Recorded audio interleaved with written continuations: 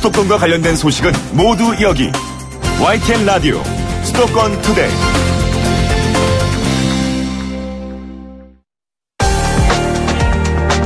투데이 포커스.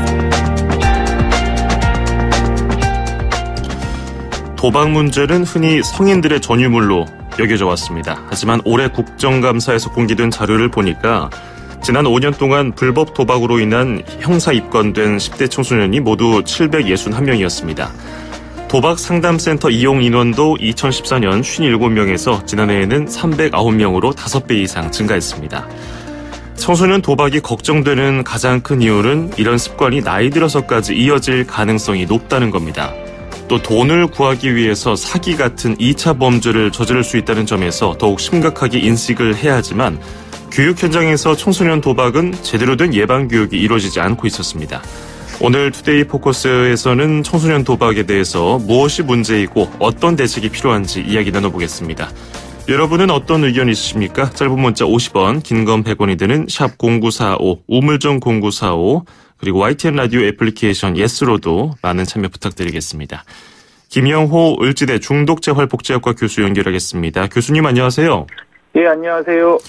예, 국내외에서 도박장에서 심각한 중독에 시달리는 성인들, 사회적으로 문제시해서 또 논란이 되곤 하는데요. 근데 청소년 도박 문제에 대해서는 크게 심각하게 생각하지 않는 게 중론인 것 같아요. 청소년 도박에 대한 인식과 현실, 괴리가 큽니까? 그렇죠. 부모 세대가 청소년 도박에 대한 인식은 매우 낮고 청소년의 아이들의 문제라고 너무 쉽게 보고 웃어넘기는 게 현실입니다. 예. 하지만 청소년 도박 문제가 몇 명의 소수 문제 학생들만 해당되는 이야기가 아닙니다. 예. 아이들은 어른들과 달리 카지노나 경마장 같은 도박장에서 도박을 하는 것이 아니고 스마트폰이나 인터넷에서 주로 도박을 하게 됩니다. 예. 불법 도박의 형태로 교실에서도 방과 후 학원이나 집에서도 아이들은 페이스북이나 카카오톡과 같은 SNS나 유튜브, 아프리카 TV 등을 통해서 도박 게임 사이트에 연결되어 있습니다. 예. 실제로 아이들이 이렇게 잔돈이나 소액으로만 도박하겠지, 심각한 문제는 없겠지라고 생각하실 수 있지만, 현재 아이들의 도박과 관련된 문제에 있어서는 기성세대의 경험과는 많이 다릅니다. 예. 제가 운영위원장으로 있는 한국도박문제관리센터 경기북부센터의 경우에도 상담을 받고 있는 10대 도박자의 도박 액수가 대개 수백만 원 이상이고 수천만 원을 날린 경우도 보고되고 있습니다. 예. 청소년일지라도 도박 문제는 웃어넘길 수 없는 게 현실입니다. 그렇군요. 335 교실에 모여서 장난 삼아서 이렇게 노는 그 정도로 어른들은 생각해 왔었는데, 근데 실제로 지금 말씀하신 거 들어보니까 빚이 수백만 원에서 수천만 원까지 이르는 경우가 있다고 하니까 또 많은 분들이 놀라는 경우도 있더라고요. 맞습니다. 교수님께서는 일찍이 도박 중독을 질병으로 보지 않는 점을 지적하셨잖아요. 그렇죠. 그럼 도대체 얼마나 많은 학생들이 심각한 도박 중독 증상을 보이고 있습니까? 청소년 도박 문제 심각도는 성인 도박과 거의 맞먹는 수준이라고 보시면 되겠습니다. 예. 2015년 공공기관인 사행산업통합감독위원회와 한국도박문제관리센터가 청소년 도박 문제 실태조사를 보고했는데요. 전국의 중학교 2학년에서 고등학교 2학년까지의 14,000명을 대상으로 한 설문조사를 해보니 응답자의 42.1%가 도박 경험이 있다고 응답했는데요. 예. 최근 3개월간 도박을 경험했다는 응답자도 24.2%나 됩니다. 이건 청소년 흡연율의 2배 이상 높은 수치고요. 구체적으로 말씀드리자면 청소년 도박 심각도는 그린, 옐로우, 레드에 3가지 색깔로 표시를 합니다. 예. 가장 심각한 레드군의 경우에 재학 중인 청소년의 1.1%, 3만 명 정도가 문제 수준으로 시급한 개입이 필요한 상황이라고 파악이 되고 있고요. 예. 고위험군이라고 할 수 있는 옐로우까지 포함하면 약 5.1% 정도의 청소년이 현재 도박 문제가 있는 것으로 파악하고 있습니다. 그렇군요. 생각보다 지금 파악된 것만 해도 엄청난 수인데, 그렇죠. 중독에는 여러 가지가 있지 않습니까? 청소년기의 그렇습니다. 중독으로 부모들이 걱정하는 건 주로 게임 중독, 스마트폰 예. 중독 이런 건데, 도박 중독과 이런 게임 스마트폰 중독과는 증상이 비슷한가요? 게임과 도박은 굉장히 유사한 특징을 가지고 있습니다. 예. 보통 저희가 이제 게이미피케이션이라는 개념을 쓰는데요. 도박의 게임화라고 이제 해석을 할 수 있습니다. 예. 도박이 이제 게임화되면서 그 게임과 같은 뭐 경쟁, 점수, 보상과 같은 어떤 특성들이 도박에 녹아들면서 사람들이 좀 더 도박에 많은 흥미와 그리고 좀 더 많은 몰입이 가능한 그런 형태로 도박이 현재 발전하고 있습니다. 예, 단순히 뭐 돈을 걸고 뭐 잃고 또 따고 이런 게 아니라 거기다가 오락적인 요소를 가미해서 더 좀 중독되도록 함께 돈 추구적인 욕망이 함께 나온다고 생각하시면 되겠죠. 그렇군요. 그 전문가로서 보시기에 도박이 청소년에게 끼치는 가장 심각한 문제점은 뭐라고 보십니까? 뭐 여러 가지 문제가 있는데요. 예. 그 도박에 빠진 청소년들의 특징 중에 가장 큰 특징 중에 하나는 대인관계의 변화가 발생합니다. 예. 저희가 유유상종이라고 하죠. 게임하는 청소년들끼리 도박하는 그렇죠. 청소년들은 서로 어울리면서 게임이나 도박을 하지 않은 청소년들과의 관계는 멀어집니다. 예. 결국에는 도박을 하는 청소년들은 다른 일반 청소년들과는 다른 세계관을 갖게 되고 평범한 청소년의 삶으로부터는 좀 고립되는 모습을 보입니다. 그러면서 학교 생활에 부적응하게 되고요. 도박에 빠지면서 공부와 관련된 집중력과 판단력도 떨어지고 학업 성적도 떨어지고 해야 할 일을 제때 하지 못합니다.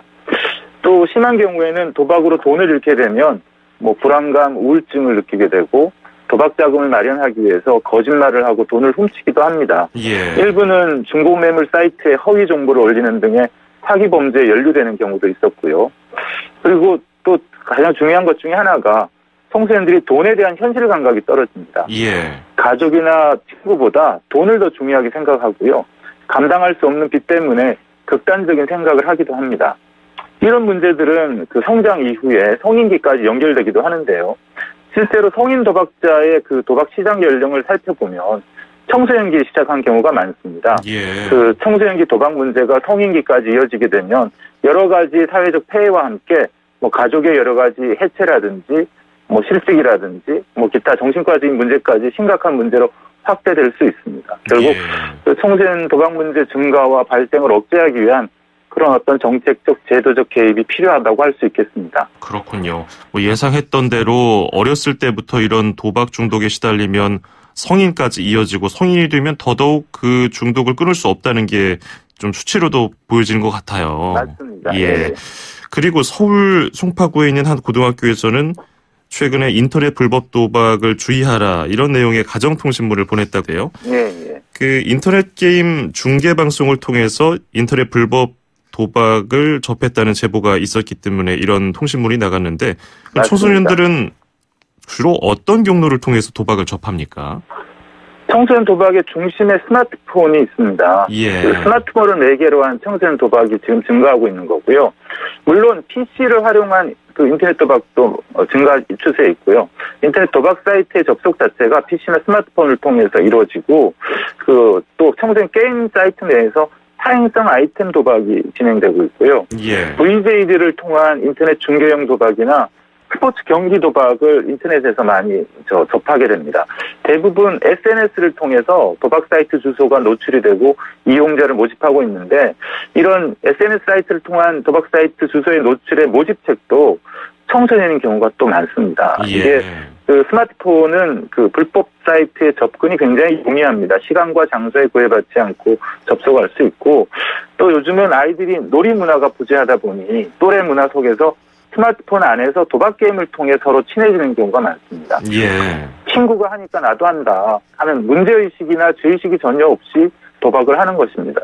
스마트폰을 통해서 도박을 하다 보니 아이들은 이걸 그 불법적인 어떤 뭐 행동이 아니라 하나의 놀이로 치부하는 행동이 많습니다. 그리고 SNS를 통해 서로 이렇게 정보를 공유하고 뭐 성인 인증이나 본인 인증 절차 없이 불법 도박들은 대개 이메일 주소와 은행 계좌만 있으면 가입할 수 있기 때문에 청소년들에게 더 많이 노출되고 더 심각한 문제를 만든다고 할 수 있겠습니다. 예.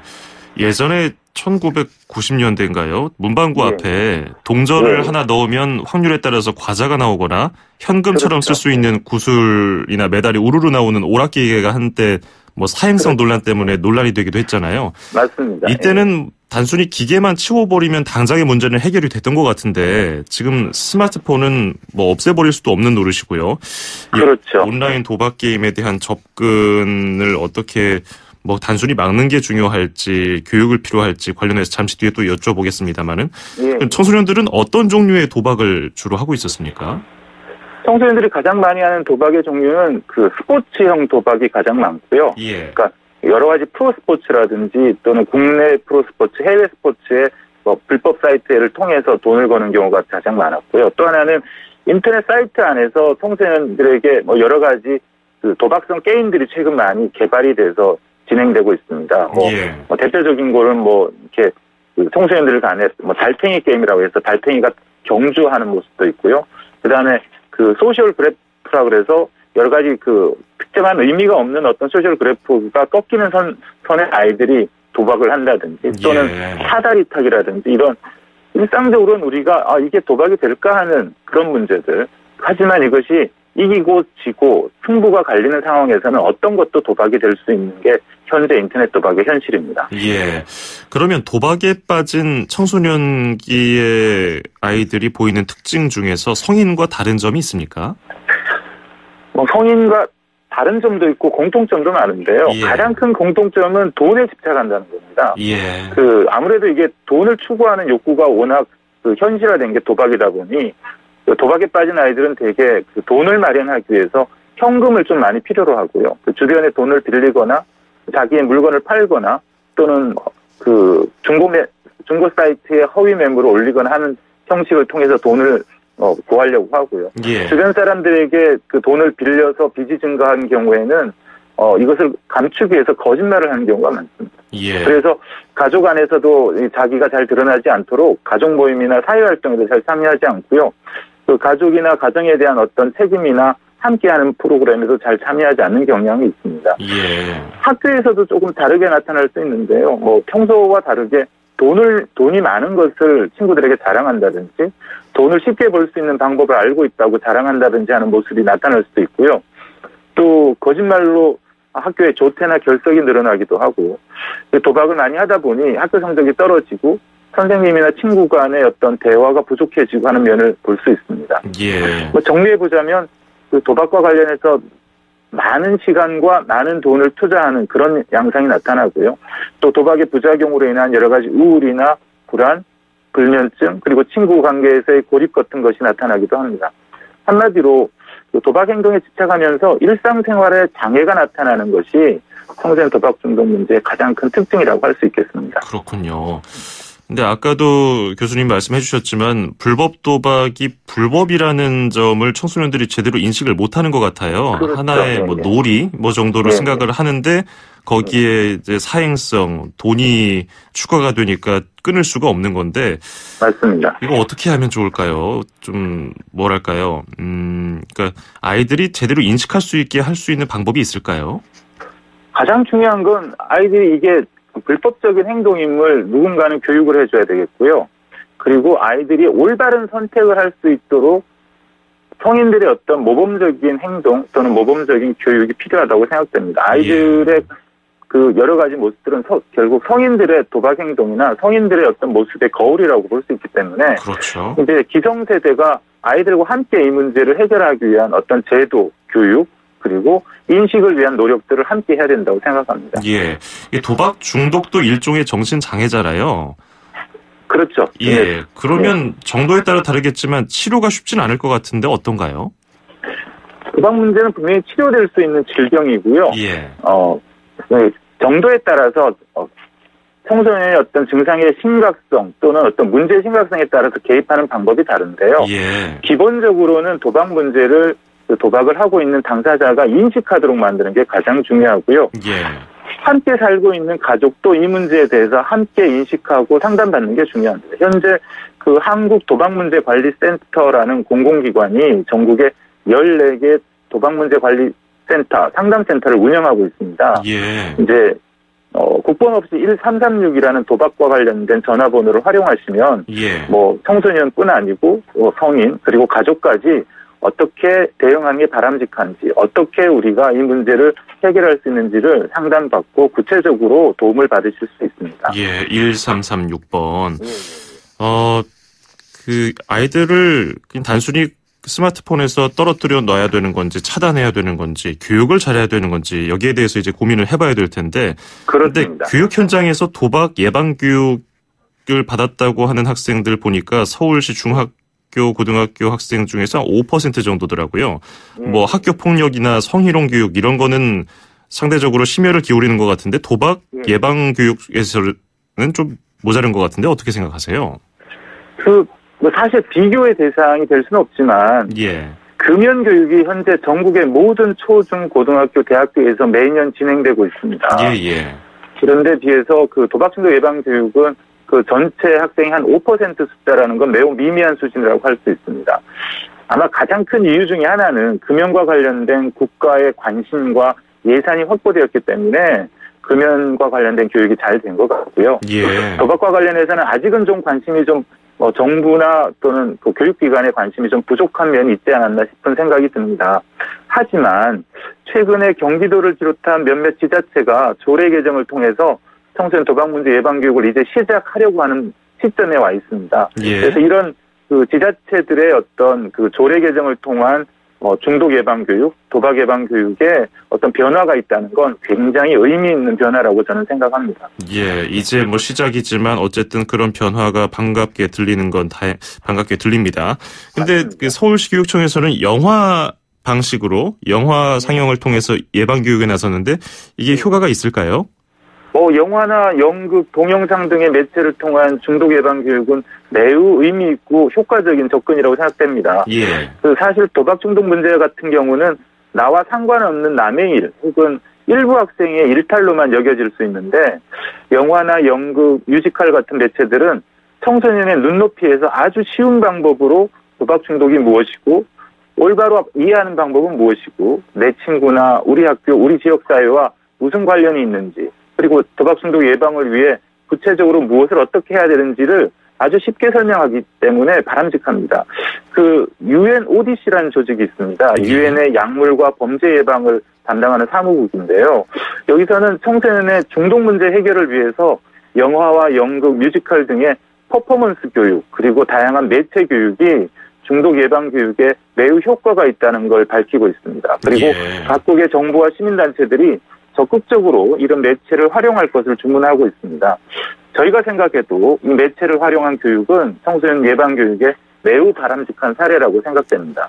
사실상 스마트폰 접근 그리고 스마트폰으로 어떤 사이트에 접속하는 이런 것들을 막기는 어렵기 때문에 교육을 통해서 청소년들이 도박 중독에 대해서 위험성을 좀 인지하고 그로 인해서 나중에 좀 이런 위험으로부터 벗어날 수 있는 그런 교육을 잘하는 것이 필요해 보이네요. 오늘 도움 말씀 잘 들었습니다. 고맙습니다. 감사합니다. 지금까지 김영호 을지대 중독재활복지학과 교수였습니다.